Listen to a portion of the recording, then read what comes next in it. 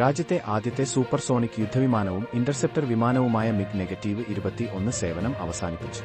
1960കളിൽ ആദ്യമായി ഇന്ത്യൻ വ്യോമസേനയിൽ ഉൾപ്പെടുത്തിയതും രാജ്യത്തിന്റെ സൈനിക വ്യോമയാന ചരിത്രത്തിൽ ഒരു മഹത്തായ അധ്യായം രചിച്ചതുമായ MiG-21 വിമാനത്തിന് ചണ്ഡീഗഡിലെ എയർ സ്റ്റേഷനിൽ വച്ചാണ് പ്രൗഢഗംഭീരമായ വിടവാങ്ങൽ ചടങ്ങുകൾ സംഘടിപ്പിച്ചത്. വയനാട്ടിൽ ഉരുൾപൊട്ടൽ ദുരന്തമുണ്ടായപ്പോൾ വീട് നഷ്ടപ്പെട്ടവരിൽ 3 പേർക്ക് താൻ വീട് വെച്ച് നൽകുമെന്ന് ബിഗ് ബോസ് വിജയിയായ അഖിൽ മാരാർ പ്രഖ്യാപിച്ചിരുന്നു. എന്നാൽ ഇതുവരെ ആ പ്രഖ്യാപനം യാഥാർത്ഥ്യമായിട്ടില്ല. സോഷ്യൽ മീഡിയയിൽ പലപ്പോഴും അഖിൽ മാരാരോട് ഇതേക്കുറിച്ചുള്ള ചോദ്യം ഉയരാറുണ്ട്. സെപ്റ്റംബർ 30 സംസ്ഥാനത്ത് പൊതു അവധി. നവരാത്രി ആഘോഷങ്ങളുടെ ഭാഗമായി പൂജവയ്പ് സംസ്ഥാനത്തെ സർക്കാർ, അർദ്ധ സർക്കാർ, പൊതുമേഖലാ സ്ഥാപനങ്ങൾക്കും സംസ്ഥാനത്ത് നെഗോഷ്യബിൾ ഇൻസ്ട്രുമെന്റ് ആക്ട് പ്രകാരം പ്രവർത്തിക്കുന്ന സ്ഥാപനങ്ങൾക്കും പ്രൊഫഷണൽ കോളേജുകൾ ഉൾപ്പെടെയുള്ള എല്ലാ വിദ്യാഭ്യാസ സ്ഥാപനങ്ങൾക്കും ദുർഗ്ഗാഷ്ടമി ദിവസമായ സെപ്റ്റംബർ 30 ചൊവ്വാഴ്ച പൊതു അവധി ആയിരിക്കും. ഇത് സംബന്ധിച്ച ഉത്തരവ് സർക്കാർ പുറത്തിറക്കി. 25 കോടി രൂപയുടെ ഒന്നാം സമ്മാനം നൽകുന്ന തിരുവോണം ബമ്പർ നറുക്കെടുപ്പ് മാറ്റിവെച്ചു.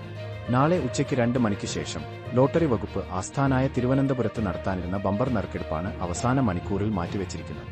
ഇത് സംബന്ധിച്ച അറിയിപ്പ് സംസ്ഥാന ലോട്ടറി വകുപ്പ് ഔദ്യോഗികമായി പുറത്തിറക്കി. ആരായിരിക്കും ആ മഹാഭാഗ്യവാൻ അല്ലെങ്കിൽ ഭാഗ്യവതി?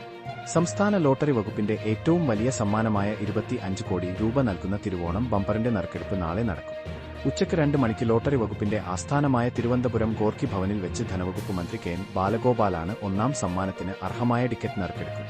ഇന്ന് GCC മേഖലയിൽ അതിവേഗം വളരുന്ന റീഡെയിൽ വ്യാപാര ശൃംഖലയായി മാറിയിരിക്കുകയാണ് ഇന്ന് Lulu group. UAE, Saudi Arabia, Qatar, Kuwait എന്നിവിടങ്ങളിലെല്ലാം ഗ്രൂപ്പ് അതിവേഗം വളർന്നുകൊണ്ടിരിക്കുകയാണ്. ഈ വളർച്ചയുടെ ഭാഗമായി നിരവധി പുതിയ തൊഴിൽ അവസരങ്ങളും സൃഷ്ടിക്കപ്പെടും. ഇപ്പോഴിതാ അത്തരത്തിൽ GCC മേഖലയിൽ വന്നിരിക്കുന്ന ഒരു പ്രധാന ജോലി ഒഴിവിനെക്കുറിച്ചാണ് ഇവിടെ പറയാൻ പോകുന്നത്. കനത്ത മഴ തുടരുന്ന സാഹചര്യത്തിൽ തിരുവനന്തപുരം ജില്ലയിലെ പ്രൊഫഷണൽ കോളേജുകൾ അടക്കമുള്ള എല്ലാ വിദ്യാഭ്യാസ സ്ഥാപനങ്ങൾക്കും അവധി പ്രഖ്യാപിച്ച് ജില്ലാ കളക്ടർ. മുൻ നിശ്ചയിച്ച പ്രകാരമുള്ള പൊതുപരീക്ഷകൾക്ക് മാറ്റം ഉണ്ടായിരിക്കുന്നത്. കേന്ദ്രഭരണ പ്രദേശമായ ലഡാക്കിന് സംസ്ഥാന പദവി ആവശ്യപ്പെട്ടും തൊഴിലിനും ഭൂമിക്കും സംരക്ഷണം ആവശ്യപ്പെട്ടും നടക്കുന്ന പ്രക്ഷോഭത്തിൽ മരണം 4 പോലീസും പ്രക്ഷോഭകരും തമ്മിൽ ഏറ്റുമുട്ടിയതിനെ തുടർന്ന് 100ഓളം പേർക്കാണ് പരിക്കേറ്റത്. ലഡാക്കിന്റെ തലസ്ഥാനമായ ലേയിലാണ് പ്രക്ഷോഭം നടക്കുന്നത്. ഇവിടെ ചില ഭാഗങ്ങളിൽ കർഫ്യൂ ഏർപ്പെടുത്തി. പ്രദേശത്ത് അർദ്ധ സൈനിക വിഭാഗത്തെ വിന്യസിച്ചു.